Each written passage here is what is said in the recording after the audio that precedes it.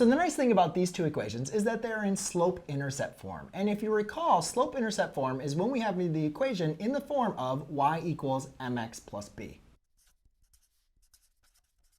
where m represents the slope, basically the rise and the run between any 2 points on the graph, and b is going to represent our y-intercept. So when we're graphing in slope-intercept form, the first thing we're going to want to do for either graph, now again, we have two equations here, right? And our solution is going to be the intersection. So we're going to have to graph each of these lines independently of each other and then identify the solution point or the intersection of these two lines. So the first thing we're going to want to do is graph using the y-intercept. And I'll just pick the first equation. It doesn't really matter which equation that you go ahead and choose. So let's go and draw a coordinate grid first. Now, we have the y-intercept is going to be at -8. So I'm going to go down to -8. And I'm going to make a nice little dot. Okay. So again, this y-intercept is going to be at 0, -8. Whereas the slope is going to be a ratio, right? It's always a rise over run. So if I have the slope as 3, I need to rewrite that as a ratio. And you can always put the slope as 3 over 1. You can always put a number over 1. So what that's going to tell us is I can go from this point, from this y-intercept, I can go up 3 and then over 1 unit. Now, the key is you really only need 2 points to graph a linear equation. But what I wanted to do for this problem is I want to graph like 2 points here. You could also graph in this other direction. The key is, though, we don't really know where this intersection point is going to be. So I'm just going to try to draw as many points as at least 2 points to kind of give me a good idea what the graph is going to be. And then based on the equation or the graph of the other equation, I might need to kind of be a little bit more specific from there. So let's just go and connect these points here. And now let's graph the second equation. So the second equation has a y-intercept of 0, 3 and a slope of -2/3. Now the important thing here is we don't know is the 2 negative or is the 3 negative, right? But one thing we want to make sure that we don't do is make both of them negative, because if you make a 2 and a 3 both negative, then obviously it would be a positive slope. So it doesn't really matter which one you make negative. We want to go to our y-intercept, which is going to be at 3. Okay. And now what we're going to do is go ahead and follow the slope. So I'll just put because again, -2 over 3 is the same thing as 2 over -3. Okay. So I'm going to go down because it seems like I want to go in this direction. So I'm going to go down 2 over 3. 1, 2, 3. And it looks like this would be an intersection point if that is the case. So let's just double check from this graph. If I go up 3, 1, 2, 3 over 1, you can see that that would be a coordinate point. Now I'm just going to connect these. And then based on my graph, I want to see, well, how well did I do this? And it looks like this solution point, or the intersection point, is going to be at 1, 2, 3, and then up 1. So I could say the solution is 3, 1. Now, if I wanted to check my answer algebraically, I could plug in 3 in for x and 1 in for y, and those values would make the equation true. That is what our system of equation is telling us. Now let's go and work on another example to kind of refine this one. Maybe we don't have something in slope-intercept form, but standard form. Okay, so in this equation, we have one that's in slope-intercept form and one that's in standard form. Now, one thing I would like to caution you is do not try to use the intercept method to graph in standard form. That is kind of a trick that we use when graphing linear equations in standard form.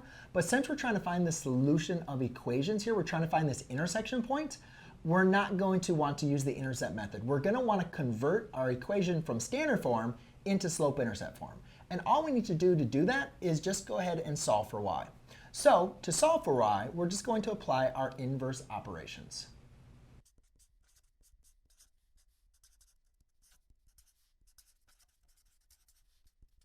Okay, so you can see what I did is I added the 3x to both sides. Then, instead of writing 16 plus 3x, I just rearranged them so the 3x was in front because, again, I want to put this in slope-intercept form. Then I divided by 4, and make sure you take that 4 and divide it into both of those terms, into the 3x as well as to the 16. And therefore, I get this simplified graph, which is going to be y equals 3x plus 4. Now, we already did the graphing of labeling the y-intercept and the slope, so I'm not going to write them down. I'm just going to get right into the graphing for this problem.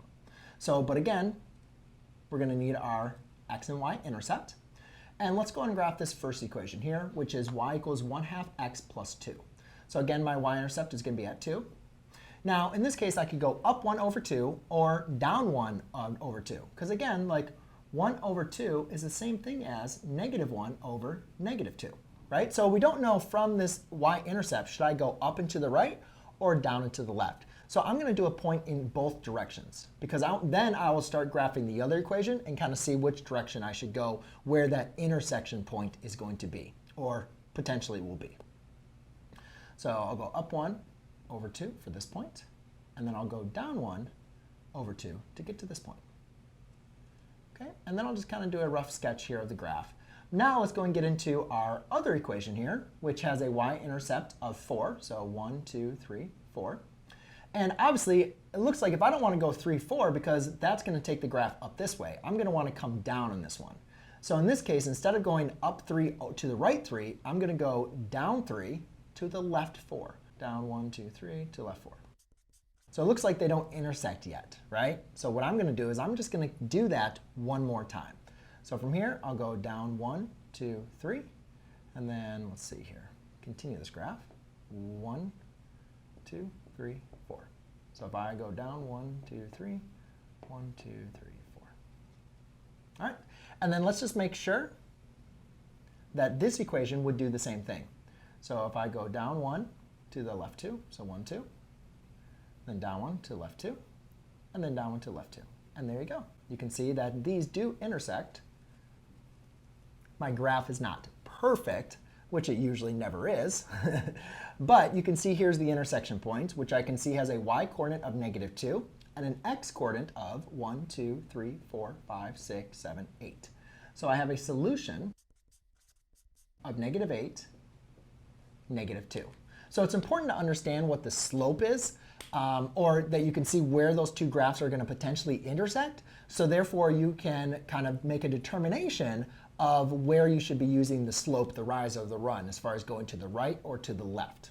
But now let's go and get into our last example, which is going to deal with horizontal and vertical lines.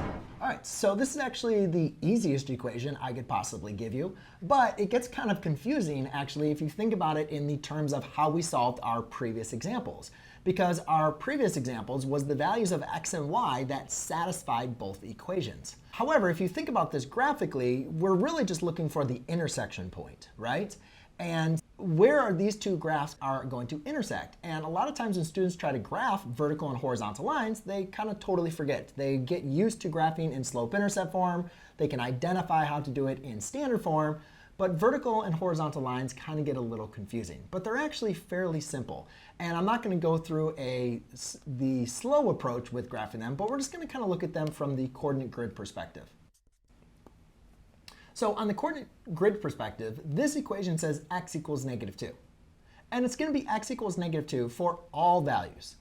And again, this represents a line. It doesn't represent a coordinate point. But you can see that x equals -2, no matter what the value of y is. If you were to create a table of values, x would always equal -2, no matter what y is. So we would just have what we call a vertical line. And again, I could also do this. I apologize. I could also put a condition of 0y into there. So therefore, you could see that there are x and y's that are still there, but they have a coefficient of 0. Or you can think about it as a coefficient 0. Now for my horizontal, or for my other equation, y equals 5, that's going to be an equation where y is always equal to 5. No matter what the value of x is, y is always equal to 5. That's why that produces a horizontal line.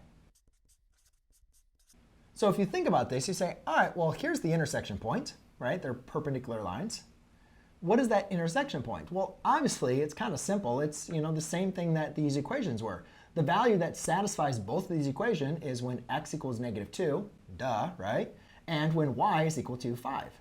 Because when you plug y equals to 5, that makes that equation true. So it makes a lot of sense, but a lot of times when students get to vertical and horizontal lines, they kind of completely forgot everything that we've done. So therefore, I wanted to make sure we bring that up to our final example. But there's one other thing that we need to discuss. all the equations that we have solved up to this point had one solution. So they had an intersection point. They went ahead and intersect at a given point. So these are what we call a consistent solution. All right? They are consistent. They are also called independent. But that is not the only types of systems of equations that we can have. I didn't cover any examples in this video, but I have a lot of other videos that cover these topics where we can actually be, when we graph them, they actually end up being the same line. And I'm going to go and explain in my tip how this happens. But again, the equation would basically be an equation on top of another equation.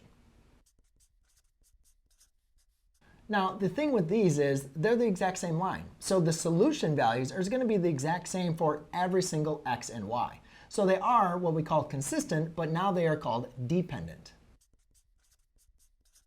And then last but not least, the last most common solution that you could have is going to be two lines that actually never intersect, meaning they're going to be parallel lines. And if they're parallel lines, that means they're never going to intersect. Therefore, they have no solution.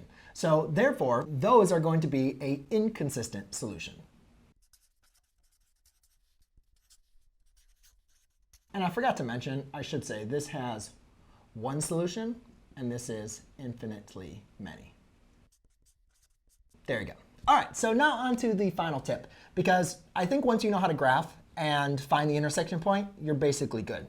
A lot of students go ahead and get this confused though, and the labeling I can understand as far as the confusion with there, but you should be able to identify what type of systems you're dealing with just looking at the equation, especially when you have an equation in standard form. So let's go and take a look at this tip to see what I am talking about. Okay, so here we have an equation in standard form, and we know it's in standard form because it's in the form ax plus by is equal to c. Now, if we want to find the slope, we need to put this in standard form. And I think most of us are pretty familiar here with being able to identify, solve for y when we have numbers. But what about when we just have variables? Well, the slope is going to look very the same. The operations are the same. But we're going to have a certain ratio between a and b that we want to take a look at.